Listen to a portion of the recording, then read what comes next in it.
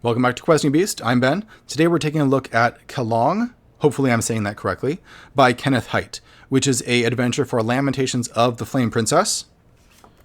Here's our back cover.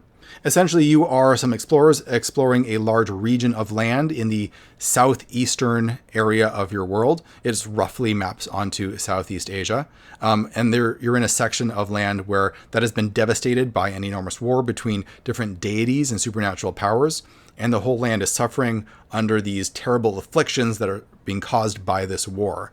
Of course, this means that there's also a lot of opportunity to find magic and treasure there. Before we get started, this episode is brought to you, as always, by the Questing Beast Patreon and also by the Questing Beast newsletter. So the newsletter is something that I put out for free every month or so that keeps everyone updated on the newest and coolest stuff happening in old school and indie role-playing games. So if that sounds interesting to you, head down to the description below and you can sign up to it for free. All right, so let's look in what we get here in Qelong.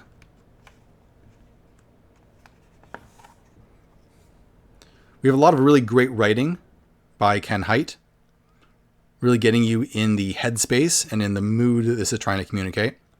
The layout is all done by Jez Gordon, and it looks really nice. The main criticism I would have of it is that the text is fairly small and is done in this kind of very thin, the lines of it are very thin.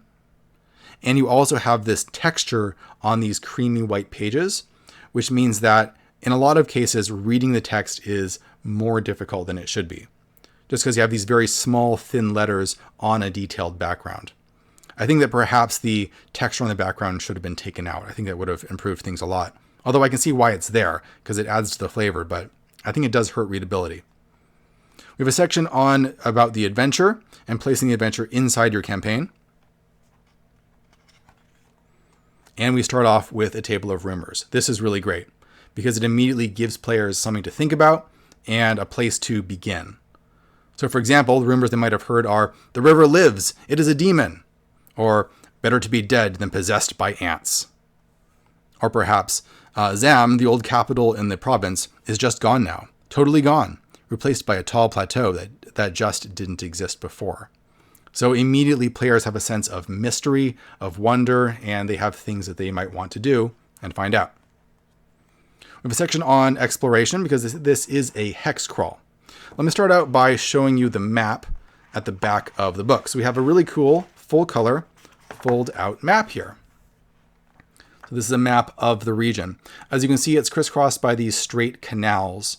And these follow ley lines and they helped keep the place under the forces of order.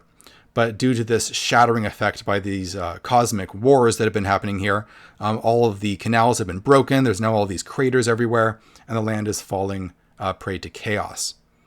We have a number of, about 10 different named areas here, all of which get write-ups. And you can see that there is a hex pattern in the background that you can explore. Over here we have a key, because each of these types of hexes is a different terrain type, which get different encounters depending on where you are. So lots to do and explore, even in this relatively short book. It does a great job in packing a lot of gameplay elements into a short space.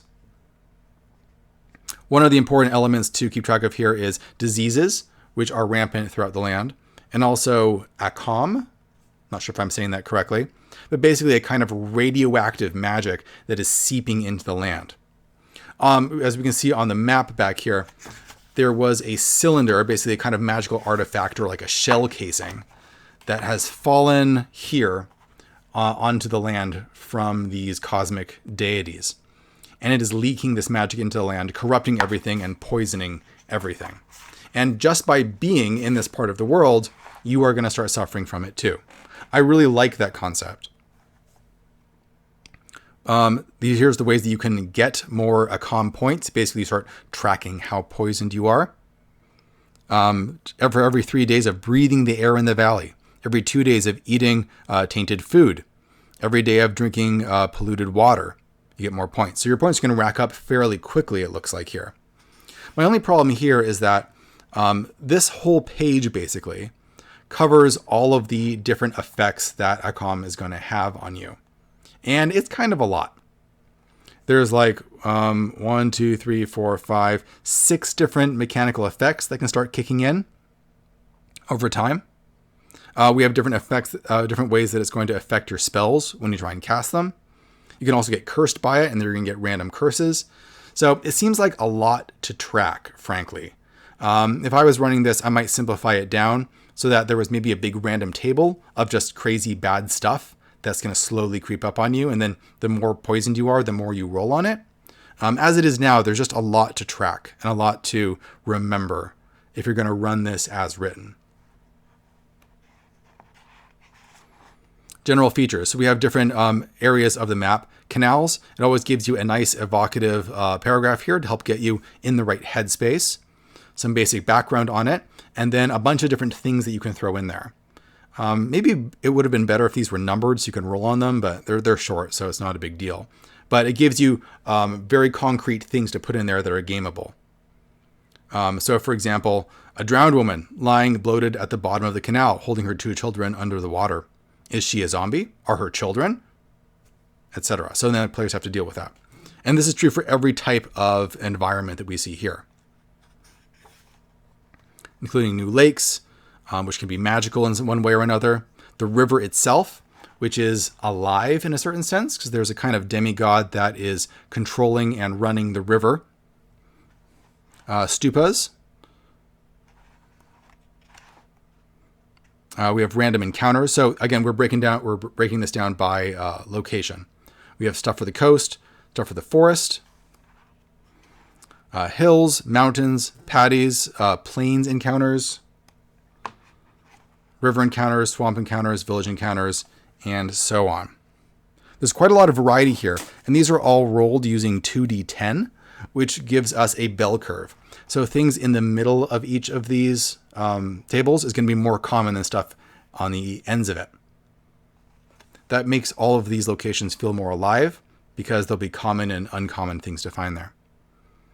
A section on creatures. We have some angry ghosts, armor stealers. I really like this. This is the idea that a lot of the peasants have discovered that a lot of warriors are just in the lands at the moment, exploiting it, fighting people, getting treasure. But if they gang up together, then they can pretty easily take out these warriors, especially if they're sleeping, and steal their armor and weapons. So you're going to have gangs of villagers armed with, fairly basic weapons, trying to ambush you, either at night or perhaps while you're sleeping, and taking all your stuff. And if you've been especially nasty and brutal in this campaign, they're likely just going to kill you while they're at it. Bandits, cannibals, carrion beasts, crocodiles, elephants, forest folk. We have some really crazy looking monsters here, including Lotus Monks, which are crazy kung fu monks with special powers. So for example, if they're high enough level, they can ignore damage from 10 feet of falling per level, climb and cling to sheer surfaces, and standing jump farther than most people up to 10 feet per level. They get lots of cool spells: light, breaking blow, knock, confusion, blink, clairvoyance, telekinesis. And they are basically lawful monks that are trying to reorganize the land and bring it back under the forces of law. However, doing so is extremely dangerous and could possibly sacrifice most of the land in the process. So whether they're actually good or not is up for debate, but they are lawful. We have Murmured Ons. These are humans or men that have been possessed by these evil ants. Remember we read that rumor earlier about being possessed by ants? So these huge ants will take you over, crawl inside your body, and begin to puppet you because they have an ant hive mind. You'll slowly grow this thick crust over your body that works as armor, and then you will work in perfect unison with the rest of the Murmured Ons to their own inscrutable ends. We have a Naga that you can fight. This is the Naga of the river. And the actual Naga is, it says, over 100 miles long. This thing is a massive god that just lives under the river itself. But you can fight much smaller sort of manifestations of it. Seems like it would be a bad idea, though.